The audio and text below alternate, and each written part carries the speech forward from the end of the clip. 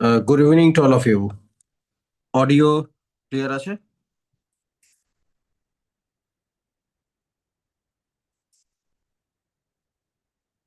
Audio পরিষ্কার শুনতে পাচ্ছ? মাইক অন করে বলবে। হ্যাঁ স্যার। বেশ।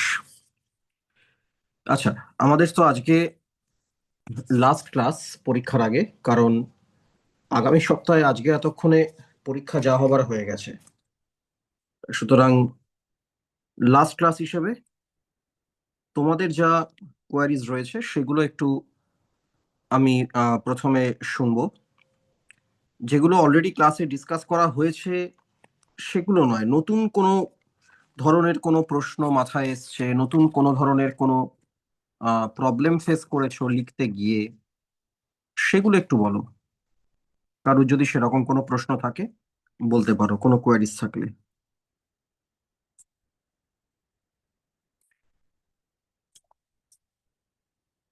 যে কোনো টপিকের উপর, বঙ্গানুবাদ, সারাংশ, আর কি বলে প্রতিবেদন রচনা, যদি কোনো কোয়ারিজ থাকে যেগুলো এখনো ডিসকাস করিনি আমরা, তাহলে সেটা নিয়ে আমরা কথা বলতে পারি।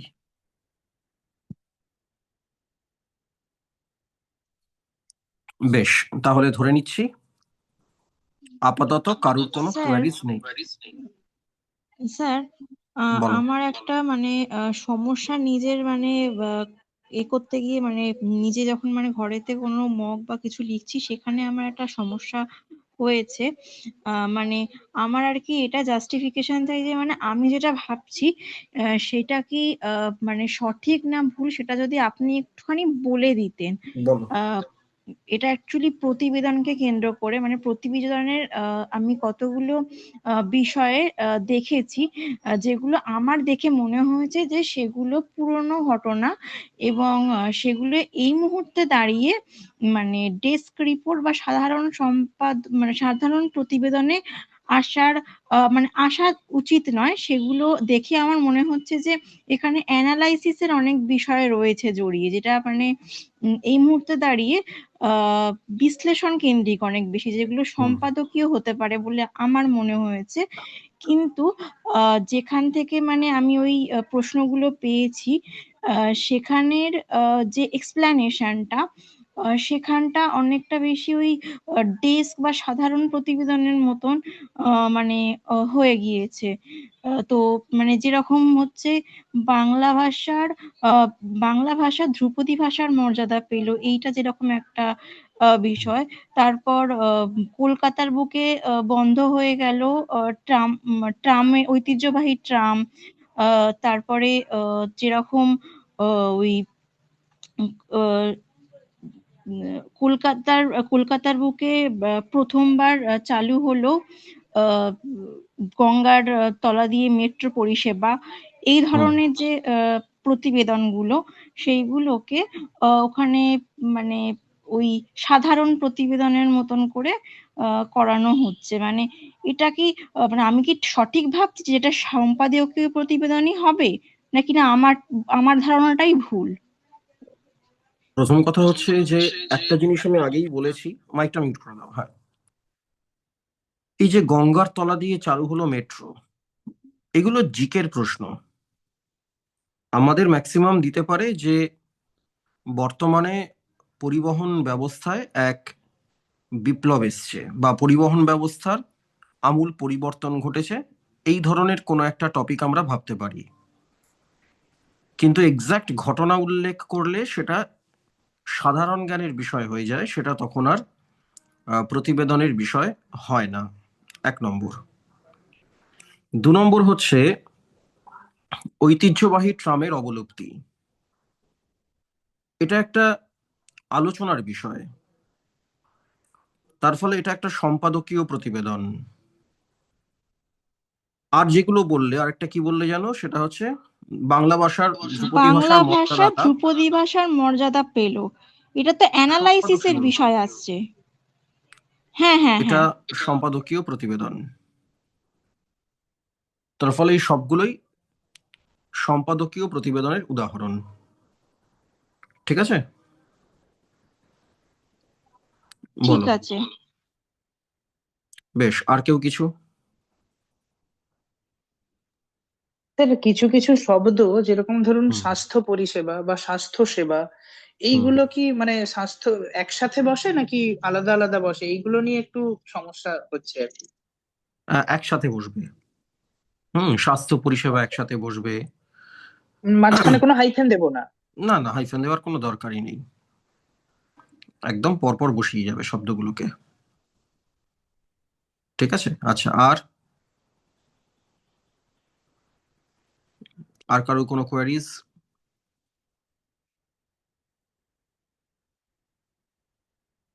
বেশ, তাহলে আর স্যার বলছি আরেকটা আছে যে হুম কোনো শহরে ধরুন মানে সম্পাদকীয় নয়, সংবাদ ভিত্তিকও নয়, মাঝামাঝি একটা দিল যে কোনো একটি শহরে জমা জলের কারণে বা উমুকের প্রাদুর্ভাব ঘটেছে সেই নিয়ে যে কেন এটা প্রতিবেদন মাঝামাঝি কেন লেখা হবে? হোক। যদি কোনো একটি শহর বলে তাহলে তো সংবাদ ভিত্তিক, মাঝামাঝি বলে না কিছু মানে, হয় না।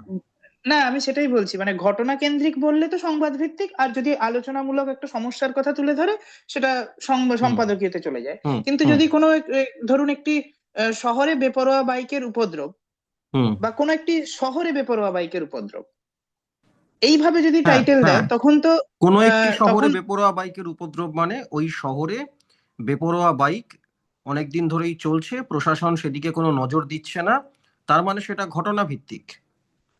হ্যাঁ, এবার এই কেন? ধরনের প্রতিবেদন ক্ষেত্রে কি নিজস্ব সংবাদদাতা দিয়ে হ্যাঁ ডেট হ্যাঁ হ্যাঁ দিয়েই হ্যাঁ লিখতে হ্যাঁ হ্যাঁ, হবে? অবশ্যই নিজস্ব মানে স্থানীয় সংবাদদাতা দিয়েই বাসিন্দাদের লিখবে। দীর্ঘদিনের অভিযোগ যে এই ঘটনা ঘটে আসছে, প্রশাসন উদাসীন থাকছে, উদাসীন মানে এই থাকছে, ধরনের একদম। ভাষাগুলোর যে ক্ষেত্রে হ্যাঁ হ্যাঁ হ্যাঁ হ্যাঁ আসে আর কি ওইটা। হ্যাঁ, একদম তাই। মানে এটা আখেরে মানে দুটোর মাঝামাঝি একটা জিনিস দাঁড়িয়ে গেল তাহলে না, ব্যাপারটা। দুটোর মাঝামাঝি জিনিস তখনই দাঁড়াতো, সেটা হচ্ছে যদি, আমি তো এখানে বিশ্লেষণ করব না যে কেন বেপরোয়া বাইকের উপদ্রব বাড়ে, পার্টিকুলার এই শহরে কেন বেড়েছে সেটা বলবো। ওভারঅল বেপরোয়া বাইকের উপদ্রব কেন বাড়ে এটা কিন্তু আমাদের আলোচ্য বিষয় না। কেমন, এই আর আর শহরের যদি আলোচ্য স্যার বিষয়। এভাবে যদি থাকে যে শহরে বেপরোয়া বাইকের উপদ্রব, তাহলে ওটা পুরোপুরি সম্পাদকীয়তে চলে যাবে। শহরে বেপরোয়া বাইকের উপদ্রব, হ্যাঁ, তাহলে সেখানে হচ্ছে যে বিভিন্ন শহরেই এই ঘটনাটা ঘটছে, তাহলে সেখানে বেপরোয়া বাইক কেন এটা পুলিশ নিয়ন্ত্রণ করতে পারছে না বা করছে না, মানুষের কি অসুবিধা হচ্ছে, তখন সেটা পুরোপুরি সম্পাদকীয় হিসেবেই কাজ করবে। তার মানে স্যার এই ধরনের গুলো যে কোনো একটা এলাকাতে রাস্তা খারাপ হওয়া নিয়ে বা এই বেপরোয়া বাইকের উপদ্রব, এগুলোতে যদি কোনো একটি একটি এলাকা শব্দটা যদি উল্লেখ উল্লেখ থাকে করে দেয় তার তখন মানে এটা সেটা সংবাদ। হচ্ছে ঘটনা হ্যাঁ, ভিত্তিক। আর যদি ইন জেনারেল থাকে তখন ওটা সম্পাদকীয় ভেবেই লিখে নেব। সম্পাদকীয় সেটা সেই মুহূর্তে। ঠিক আছে। বেশ, এনিথিং এলস?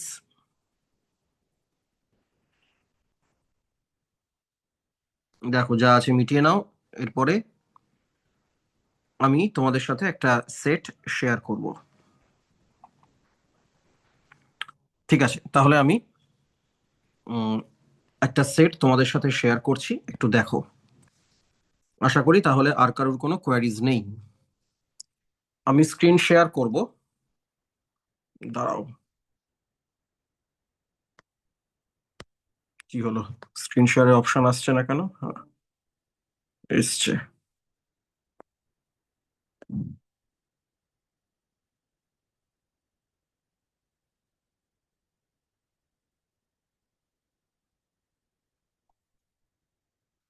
স্ক্রিন কি ভিজিবল হয়েছে? হ্যাঁ স্যার। বেশ, তারিখটা বাদ দাও। তাহলে আমাদের প্রথম টপিক হচ্ছে প্রতিবেদন। কি বলছে? একটি বইমেলার উদ্বোধনী অনুষ্ঠান, এই বিষয়ে প্রতিবেদন রচনা করুন। তার মানে এটা একটা ঘটনা ভিত্তিক প্রতিবেদন বা সাধারণ প্রতিবেদন।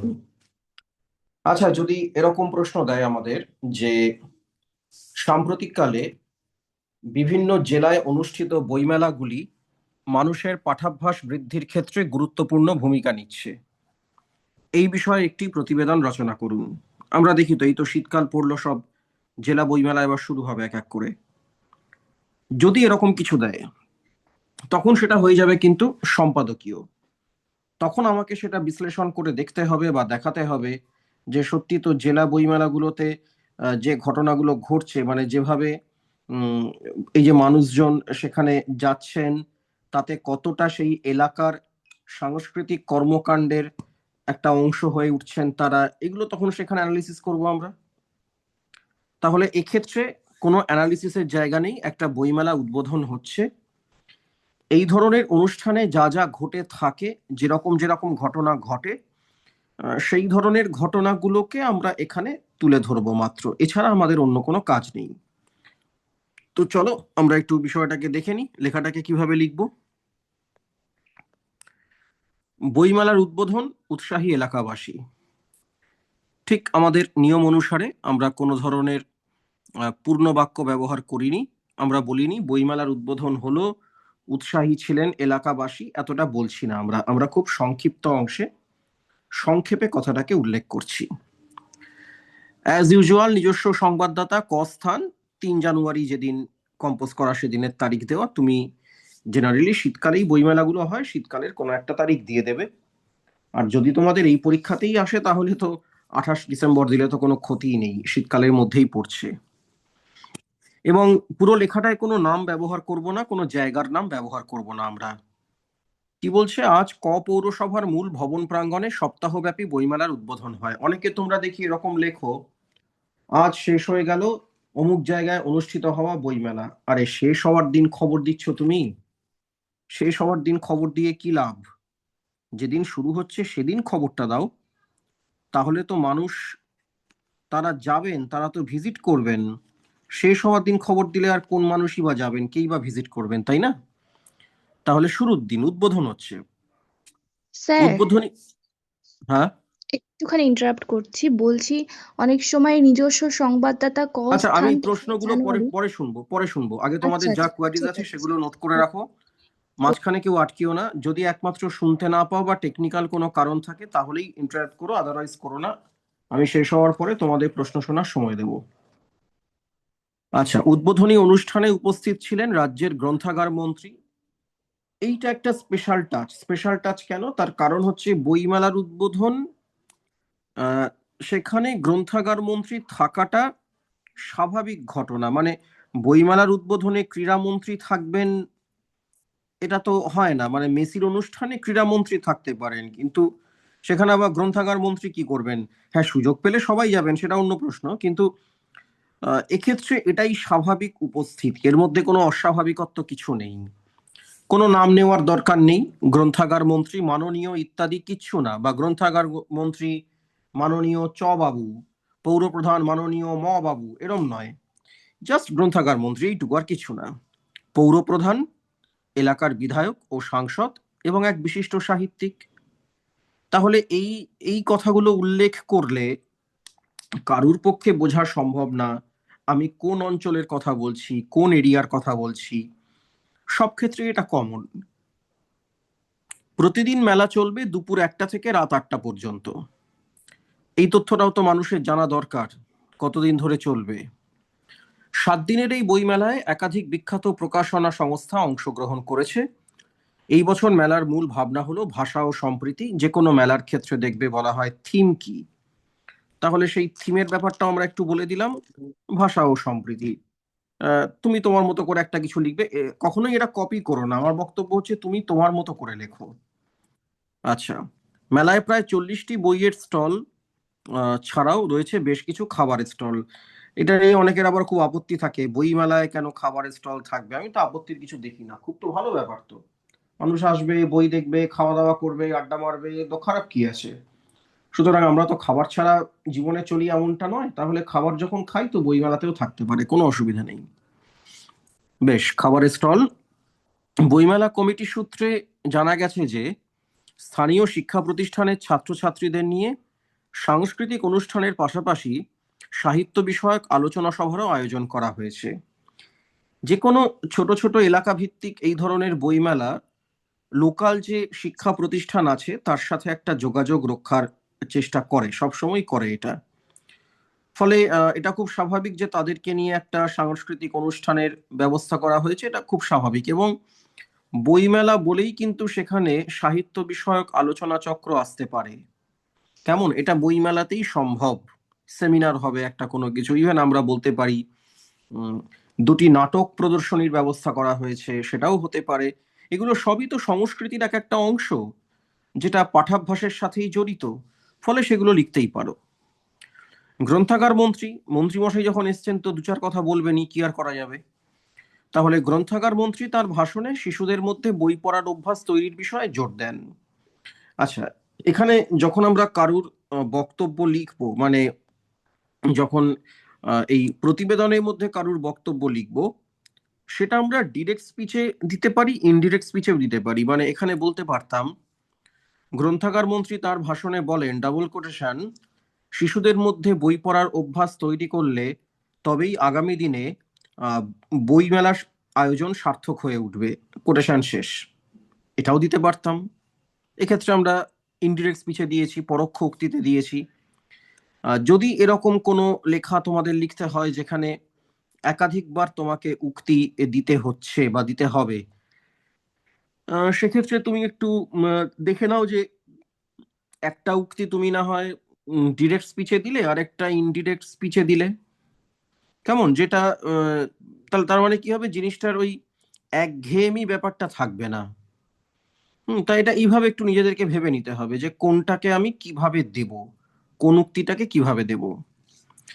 এবার যারা মেলা কমিটি, তারা কি বলছে, আগামী দিনে মেলা কমিটির পক্ষ থেকে সারা বছর ধরে নানা রকম সাংস্কৃতিক কর্মকাণ্ড প্রত্যাশা করেন বলে স্থানীয় বাসিন্দারা জানিয়েছেন।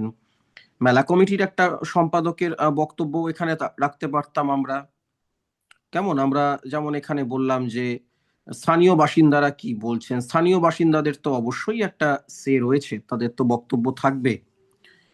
তো এইটুকুই, এর বেশি খুব একটা বিরাট কিছু তোমার বলার কিন্তু দরকার পড়ছে না। কেমন? কারণ এর বেশি কিছু বললে সেটা অতিরঞ্জিত হবে, আর দ্বিতীয়ত আমরা তখন সেখানে দেখব যে আমাদের সময়ে আমরা শেষ করতে পারছি না, আমাদের ওই সময়ে শেষ করা একটা খুব বড় প্রায়োরিটি থাকছে, সেইটা আমরা পারবো না। ঠিক আছে, তো এই হচ্ছে আমাদের এই প্রতিবেদন লেখা। বলো যদি কোনো কোয়ারিজ থাকে প্রতিবেদন সম্পর্কে, এবার বলো, আমি শুনছি।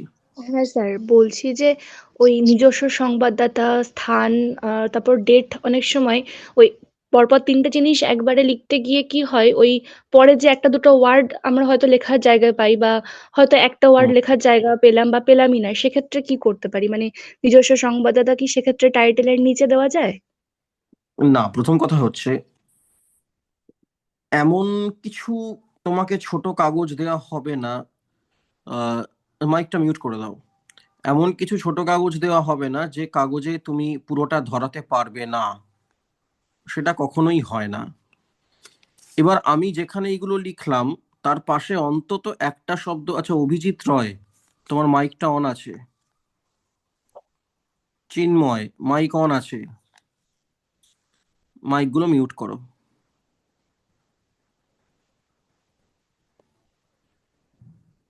মাইকগুলো একটু মিউট করে দাও। চিন্ময় এবং অভিজিৎ রয়, শুনতে পাচ্ছ? হ্যাঁ, অভিজিৎ রায় মাইক মিউট হয়েছে, চিন্ময়ের মাইক এখনো মিউট হয়নি। চিন্ময়,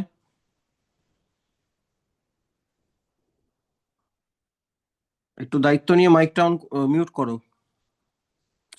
এইটুকু না করতে পারলে তো মুশকিল। যাই হোক, তোমাদেরই অসুবিধা হবে। সেটা হচ্ছে যে তুমি পাশে অন্তত একটা শব্দ লেখো।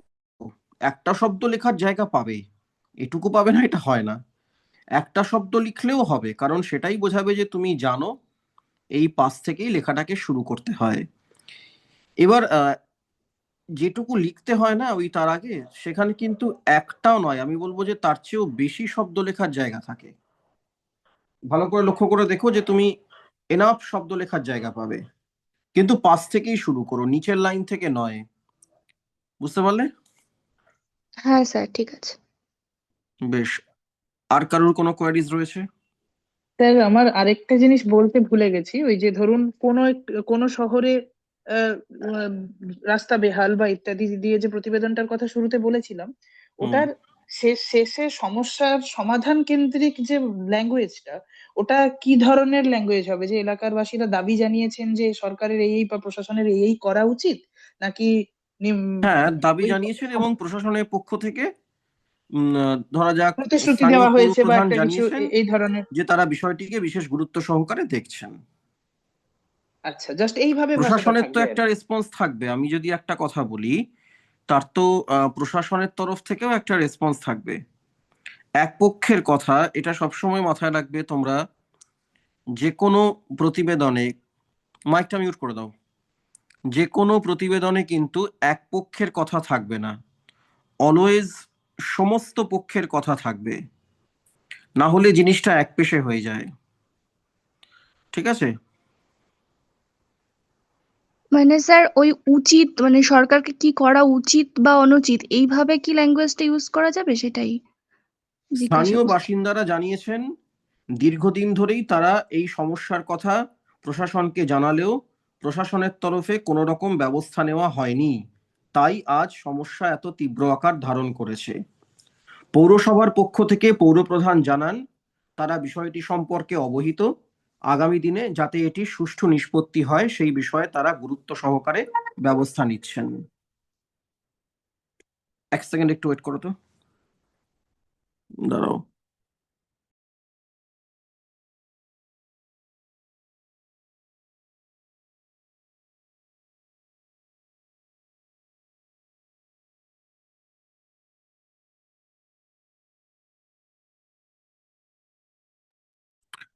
হ্যাঁ, তো বিষয়টা ওইভাবেই, যে একটা পক্ষ অভিযোগ করলো আর একটা পক্ষ সেই অভিযোগের একটা প্রত্যুত্তর দিল, এইভাবেই লিখবে জিনিসটাকে। বলো আর কেউ কিছু? হ্যাঁ স্যার, আমার একটা বলার আছে স্যার। বলছিলাম, ধরুন কোনো মানে রোড ব্লক হয়ে গেছে, মানে রাস্তায় ফাটল ধরেছে, সামথিং, সেই নিয়ে যানজট সৃষ্টি হয়েছে। তো উম, উম, পুলিশ বা ট্রাফিক কিছুক্ষণ পর মানে এটা নিয়মের চেষ্টা করছে, ঠিক আছে। তো হুম এরকম ধরনের স্যার রিপোর্টে আমি মানে প্রত্যক্ষ মানে ওরকম ডাইরেক্ট স্পিচে উক্তি কটা দিতে পারি? মানে আমি ধরুন একজন অফিস যাত্রীর কথায় বলে দিলাম, সে মানে বলতে হুম যে আমি হুম সকাল 7টা থেকে শুরু করে রাস্তায় আটকে পড়েছি, এখনো পর্যন্ত গন্তব্যে পৌঁছতে পারিনি, হুম প্রশাসনের কিছু হুম একটা করা উচিত। এই একটা গেল, লাস্টে ধরুন প্রশাসন কর্তৃপক্ষ জানিয়েছে যে আমরা খুব দ্রুততার সাথে কাজ করছি। এরকম ডাইরেক্ট স্পিচ কটা দেওয়া যেতে পারে, বা দেওয়া গেলে কি ভালো হয়, কি না না দেওয়া গেলে খারাপ হয়? এটা একটু আমাকে একটু বললে ভালো হতো স্যার। আচ্ছা, তুমি ধরো একটা রিপোর্ট পড়ছো খবরের কাগজে, তুমি এই হুম। ধরনের কটা উক্তি পড়তে পছন্দ করবে? একটা কি দুটো? ব্যাস, উত্তর পেয়ে গেলে। আচ্ছা, তাহলে একশো একটা কি কুড়িটা দুটো শব্দের মধ্যে লিখবো তো, সংক্ষিপ্ত শব্দে। হুম হুম তার মানে তার মধ্যে যদি 120 শব্দের মধ্যে 3-4 হুম জনের উক্তি ভরে দিই, সেটা কি খুব একটা ভালো হুম। লাগবে পড়তে আমার? না নিজেকে না না পাঠকের জায়গায় বসাও, আমার তো না ভালো লাগবে না। না তাহলেই না তো তোমার উত্তর এক তুমি দিয়ে দিলে, এক একটা কি দুটো থাকবে। আচ্ছা।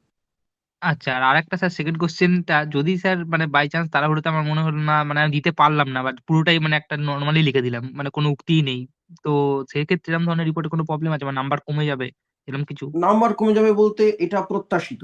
ওই যে আমি তোমাদের বলেছিলাম একটা কথা, যে হুম কিছু ইনস্ট্রাকশন থাকে, সুতরাং একটা ইনসিডেন্টাল রিপোর্টের ক্ষেত্রে কোনো একজন অথরিটির কোনো একটা বক্তব্য থাকা তো জরুরি, মিনিমাম একটা বক্তব্য তো থাকবে, কেমন? হুম কারণ না হুম হলে হুম তো স্যার। সেটা রিপোর্ট হিসেবে পূর্ণাঙ্গ রিপোর্ট হলো না, সুতরাং সেখানে তো নম্বর কমবে।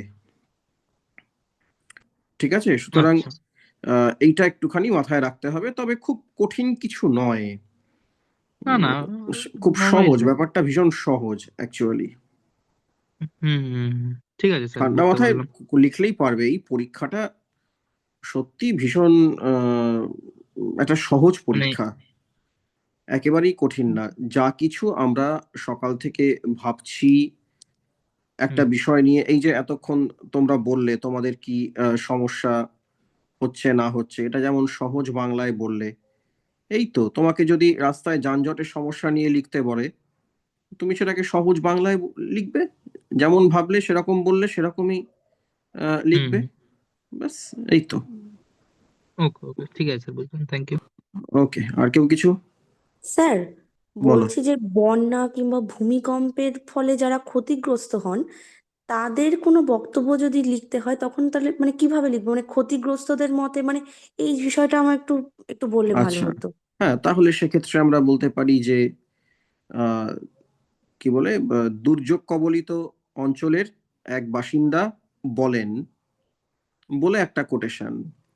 অথবা এমন হতে পারে, যখন কোথাও কোনো দুর্যোগ হয়, ধরো আমি বলছি সুন্দরবনের কাছাকাছি বা উপকূলবর্তী অঞ্চলগুলোতে আমরা দেখতে পেলাম যে ঝড়ের ফলে একটা মারাত্মক সমস্যা দেখা দিল। এই যে একটা ঝড়, এটা তো একটা সাধারণ দুর্যোগ। ফলে ওই অঞ্চলে প্রত্যেকটি মানুষের কিন্তু সমস্যা, অভাব, অভিযোগ এটা একই থাকে, পার্থক্য কিছু হয় না। কারণ জিনিসটা বুঝবে, জীবনযাত্রার যে সংকটটার মধ্যে দিয়ে তারা যাচ্ছেন সবার ক্ষেত্রে একই। তাহলে হতে পারে যে আমি বন্যা কবলিত অঞ্চলের এক বাসিন্দা জানান এটা বলতে পারি, অথবা বলতে পারি বন্যা কবলিত অঞ্চলের বাসিন্দাদের বক্তব্য অনুযায়ী, তার মানে সবারই প্রায় একই বক্তব্য, সেটাকে সাম আপ করে আমি বলছি জিনিসটাকে, সেটাও বলতে পারি, যে কোনো একটা। আর স্যার ক্ষতিগ্রস্ত বা এরকম কিছু কি শব্দ কখনো ব্যবহার করা যায়, যদি হ্যাঁ, সবসময় ব্যবহার করা যাবে, কোনো অসুবিধা নেই। বন্যার ফলে ক্ষতিগ্রস্ত অঞ্চলে মানুষেরা জানান, সেটাও ব্যবহার করতে পারো। মানে হয় তুমি সমষ্টিগতভাবে সবার বক্তব্য একবারে বলছো, সেটা করতে পারো, অথবা তুমি ইন্ডিভিজুয়াল কারুর বক্তব্য বলছো, সেটাও করতে পারো, যে কোনো একটা। মানে সেটা মোটামুটি অবস্থা বুঝে করে তোমাকে করতে হবে। যদি কিছু সেইভাবে মাথায় না আসে, দুর্যোগ শব্দটা তো সব ক্ষেত্রে, এই ধরনের ক্ষেত্রে আমরা ব্যবহার করতেই পারি। হ্যাঁ, মাথায় আসবে না কেন? এর সামান্য শব্দ। তোমাকে কি চন্দ্রযান পাঠানোর জন্য মিশনে অ্যাপয়েন্টমেন্ট দেওয়া হয়েছে নাকি? মাথায় আসবে না কি করে চন্দ্রযান যাবে? এর সহজ একটা বিষয় এখানে আবার মাথায় আসছে নাকি? সহজ জিনিস, ঠিক মাথায় আসবে। তোমরা সবাই দেখছি স্যার অনেকেই বলছো বলছি এটা অনেক জায়গায়, যদি এটা মাথায় না আসে তখন, আরে এর সামান্য জিনিস মাথায় আসবে না কেন? দিব্যি মাথায় আসবে, কনফিডেন্টলি যাও, ঠিক মাথায় আসবে। স্যার বলছি ওই স্যার বিশ্ব সমষ্টিগত উষ্ণায়ন নিয়ে যদি বক্তব্যকে কোনো কি কিছু উক্তির মধ্যে রাখা যায়, না ইনডাইরেক্ট স্পিচে ফেলে না দিতে না হবে? না, সমষ্টিগত যেটা সেটা উক্তির মধ্যে না, তার মানে তো ওটা এক্সাক্ট কারুর কোট করছি না, আমরা ওভারঅল বলছি, তাহলে ওটা উক্তির মধ্যে নয়। ওটা ইনডিরেক্ট স্পিচে সব সময়। স্যার বলছি বিশ্ব উষ্ণায়ন নিয়ে যদি কিছু বলে তো কিছু ওখানে বুঝতে পারলাম না, বলো আরেকবার।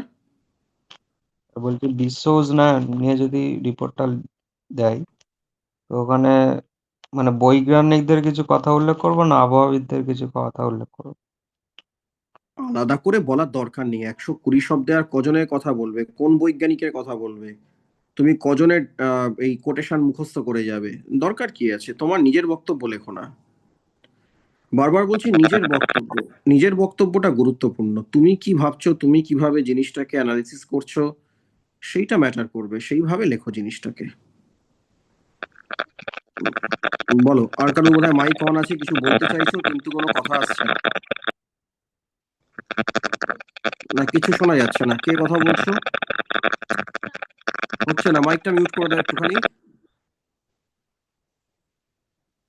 আচ্ছা, মিউট হয়েছে বোধহয়। হ্যাঁ বলো, আর কারোর যদি কোনো কোয়ারিজ থাকে বলো।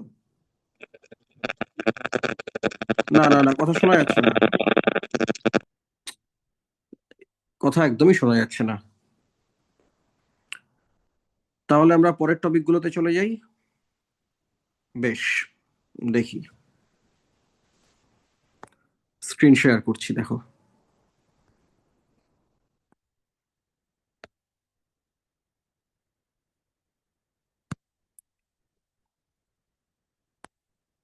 আচ্ছা, তাহলে এর পরে হচ্ছে আমাদের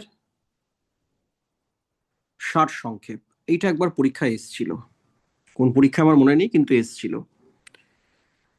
খুব সুন্দর লেখাটা, কি বলছে, চলো নামি, আশার আসিয়াছে, চলো নামি। আমরা ক্ষুদ্র ক্ষুদ্র বৃষ্টিবিন্দু, একা একজনে যুথিকাকলির শুষ্ক মুখ ধুইতে পারি না, মল্লিকার ক্ষুদ্র হৃদয় ভরিতে পারি না, কিন্তু আমরা সহস্র সহস্র লক্ষ লক্ষ কোটি কোটি মনে করিলে পৃথিবী ভাষাই। ক্ষুদ্র কে? যে একা সে ক্ষুদ্র, সে সামান্য, যার ঐক্য নাই সেই তুচ্ছ। দেখো ভাই সকল, কেহ একা নামিও না, অর্ধপথে ওই প্রচণ্ড রবির কিরণে শুকাইয়া যাইবে। চলো সহস্রে লক্ষে লক্ষে অর্বুদে অর্বুদে এই পৃথিবী ভাসাইব। আমরা সারাংশের নিয়ম অনুযায়ী বলেছি যে সারাংশে আমরা কোনো উদাহরণ ব্যবহার করব না। যদি উদাহরণ থাকে তাহলে সেই উদাহরণটাকে বাদ দেব বরং, কিন্তু সেই উদাহরণের ভেতরে যে বক্তব্যটা আছে সেই বক্তব্যটা ব্যবহার করব। এই যে লেখাটা, এই লেখাটা তো আদ্যন্ত একটা উদাহরণের মধ্যেই পড়ছে। কেন? তার কারণটা হচ্ছে এখানে এই যে চলো নামি, কোনো একজনের জবানিতে কথাটা বলা হচ্ছে। কার জবানিতে?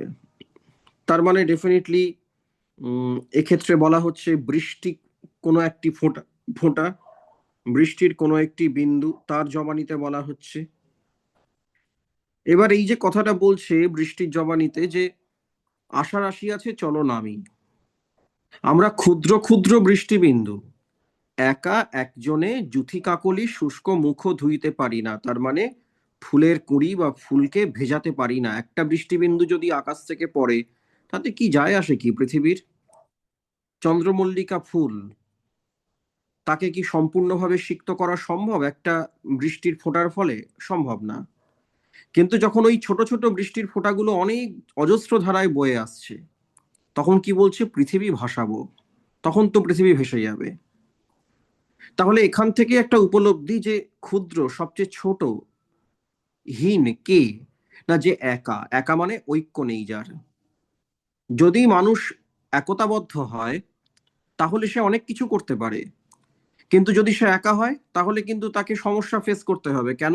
ওই যে একটা বৃষ্টির বিন্দু আকাশ থেকে মাটিতে পড়তে পারবে না পুরোপুরি। কেন? তার আগেই সূর্যের প্রচন্ড তাপ তাকে শুকিয়ে নেবে, তাকে শোষণ করে নেবে।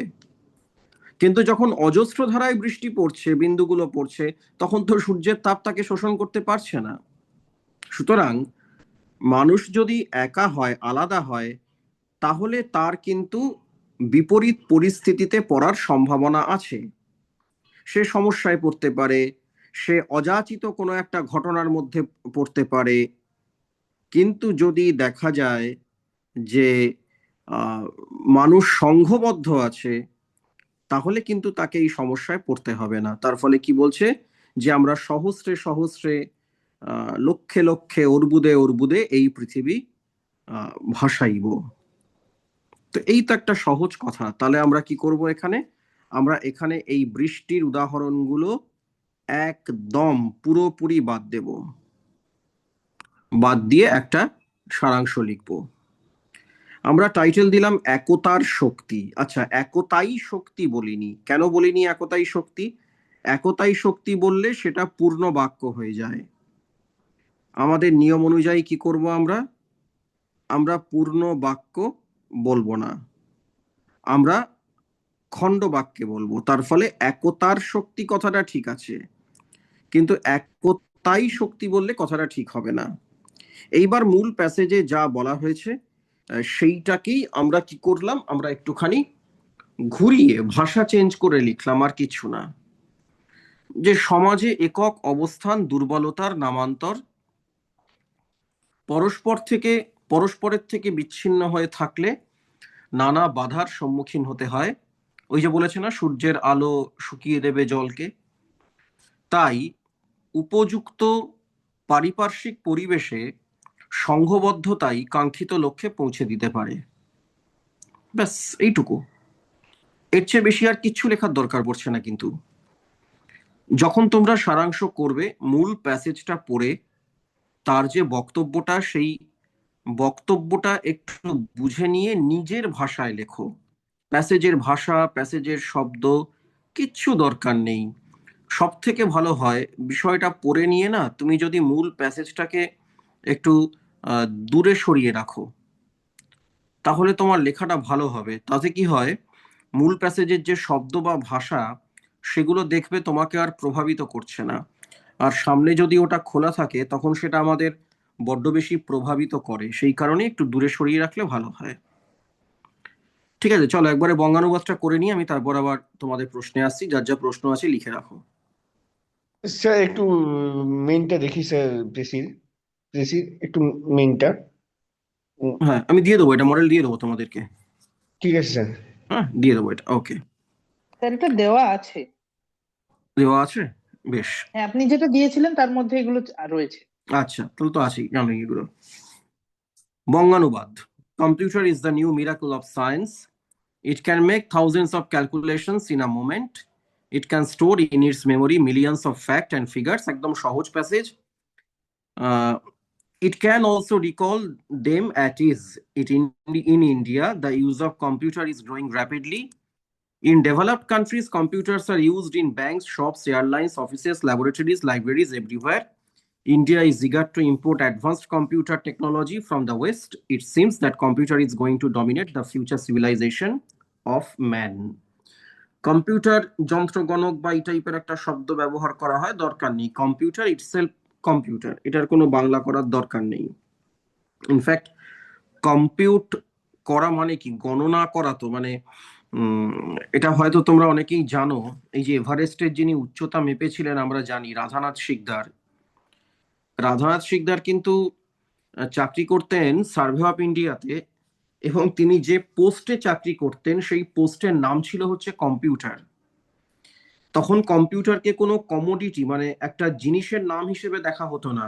যিনি কম্পিউট করতে পারেন তিনি কম্পিউটার, হিউম্যান কম্পিউটার। তখন তো যন্ত্র এই কাজ করবে কেউ ভাবেনি। তাহলে কতদিন আগে রাধানাথ শিকদার তিনি কম্পিউটার পোস্টে চাকরি করতেন ব্রিটিশ আমলে। যাই হোক, তাহলে এই প্যাসেজটা যখন অনুবাদ করব আমরা কম্পিউটারকে কম্পিউটার হিসেবেই রাখবো। বিজ্ঞানের এক নতুন বিস্ময় হলো কম্পিউটার।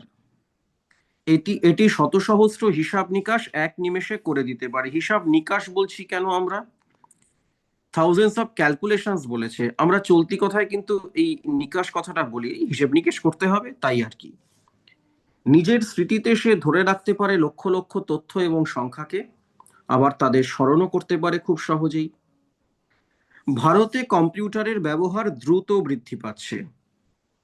উন্নত দেশগুলোতে ব্যাংক, দোকান, বিমান যোগাযোগ, অফিস, গবেষণাগার, লাইব্রেরি, আচ্ছা লাইব্রেরিকে গ্রন্থাগারও লিখতে পারতাম, লাইব্রেরিও লেখা যায়, কোনো অসুবিধা নেই, যে কোনো একটা লাইব্রেরিও চলে বাংলাতে। সব জায়গাতেই কম্পিউটার ব্যবহার করা হচ্ছে। এইবার এখানে বলছে India is eager to import advanced computer technology from the West. West তো পশ্চিম দিক, আমরা পশ্চিমকে কি বলি, পশ্চিমী সভ্যতাকে বলি পাশ্চাত্য সভ্যতা। তাহলে আমরা তাই বলছি। ভারত পাশ্চাত্য থেকে উন্নত কম্পিউটার প্রযুক্তি আমদানি করতে আগ্রহী। মনে করা হয় যে কম্পিউটার মানুষের ভবিষ্যৎ সভ্যতাকে নিয়ন্ত্রণ করতে চলেছে। ব্যাস, খুব সহজ লেখা।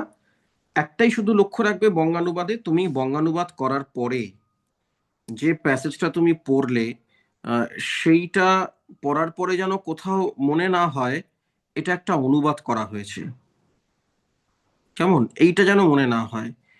তাহলেই দেখবে তোমার অনুবাদটা একদম ঠিকঠাক অনুবাদ হয়েছে। অর্থাৎ ইংরেজি ভাষার যে গন্ধটা, সেই গন্ধটা যেন আমার লেখাতে কোনোভাবেই না থাকে। বেশ, তো এই হচ্ছে আমাদের আজকের যেটুকু আলোচ্য ছিল। তো শেষ বেলায় একটু শুনে নি, আর যদি কারোর কোনো কোয়ারিজ থাকে বলতে পারো।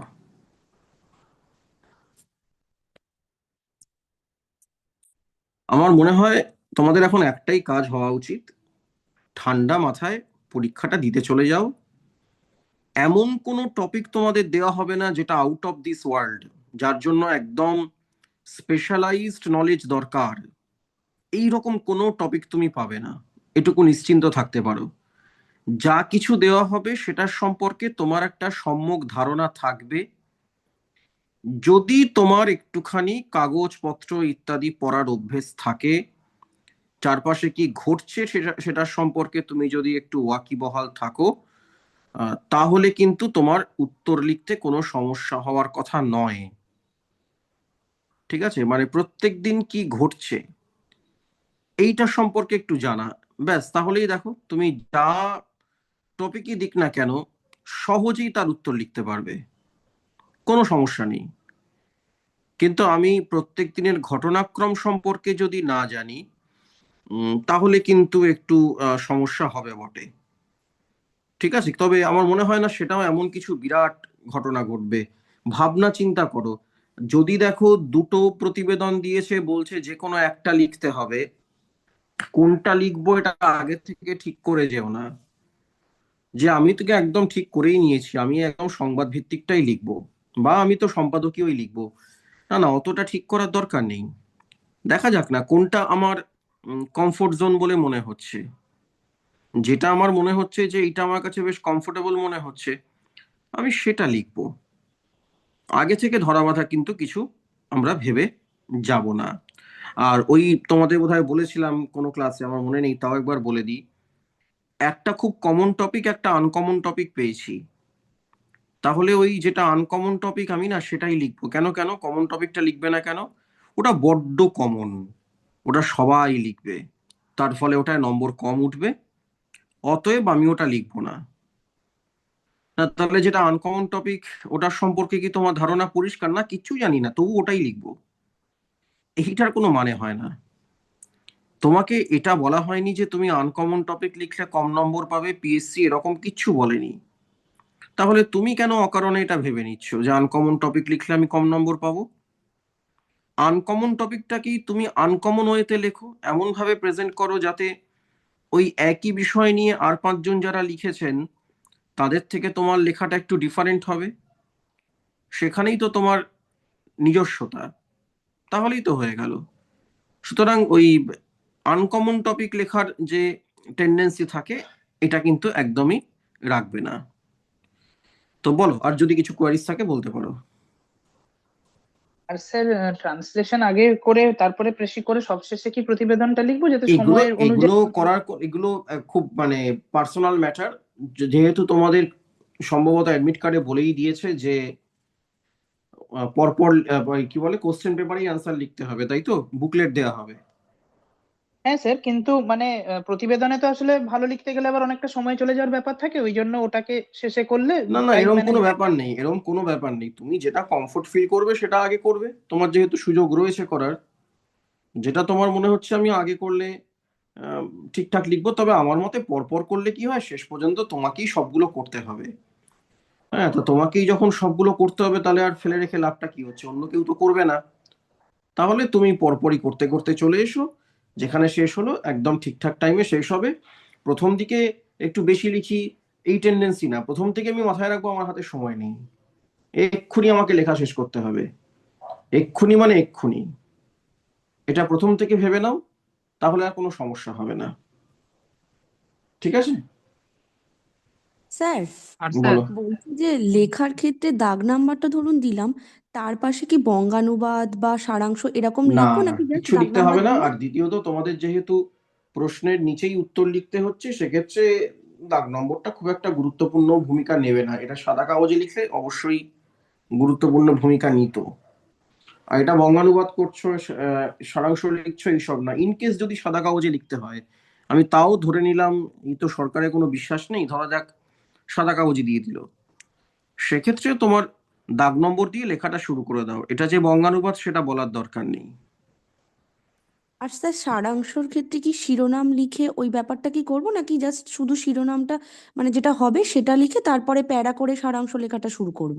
শুধু শিরোনামটাকে দিয়ে দেবে, এটা যে শিরোনাম সেটা বলার দরকার নেই, কারণ তুমি শুরুতে লিখছো মানে আমরা ধরেই নিচ্ছি ওটা হচ্ছে শিরোনাম।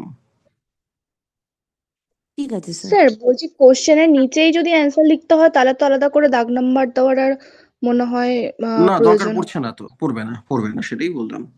কোশ্চেনের নিচে যদি লিখতে হয় তখন আর এই প্রসঙ্গটাই আসে না। না স্যার, অনেক আচ্ছা স্যার, সময় এই ধরুন রিপোর্টে দুটো টপিক যদি দিয়ে থাকে, হ্যাঁ, তাহলে সেক্ষেত্রে তো সেক্ষেত্রে আমাকে কিন্তু এটা তো হ্যাঁ, দরকার না। দুইয়ের ক মানে হ্যাঁ একের হ্যাঁ, ক অথবা খ, তখন সেটা মেনশন করে দিও কোনটা লিখেছো। যদি দুটো দেয় তার মধ্যে একটা লিখতে হয়, দেবেই যে দুটো তারও কোনো মানে নেই, নাও দিতে পারে, একটা দিয়ে একটাও লিখতে দিতে পারে।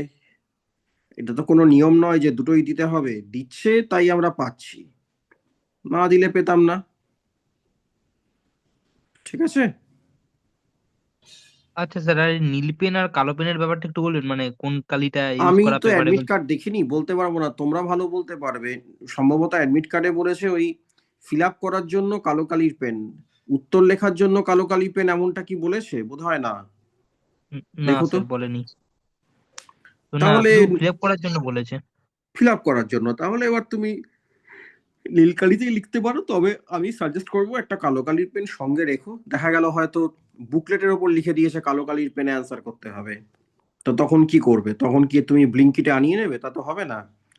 তাহলে ওই একটা হাতে রইলো কালো কালির পেন, যদি বলে তাহলে ওতে লিখবো, যদি না বলে তো নীলকালি কালো কালি যাতে ইচ্ছে লেখো। তবে একটু দেখো যে নীলকালি লেখাটা কি হয়, পড়তে সুবিধা হয়। অনেকগুলো খাতা পরপর যখন কেউ পড়ছেন তখন না নীলকালিটা অনেক বেশি তার চোখের আরাম দেয়, কালো কালিটা একটু কষ্টকর হয় পড়া।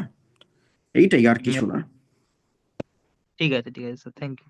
ঠিক লেখো শুধু, ব্যাস এটাই হচ্ছে কথা। ঠিক এবং এক্সেলেন্ট লেখার দরকার নেই, অ্যাভারেজ লেখো, অ্যাবাভ অ্যাভারেজ লেখো, তাহলেই হবে।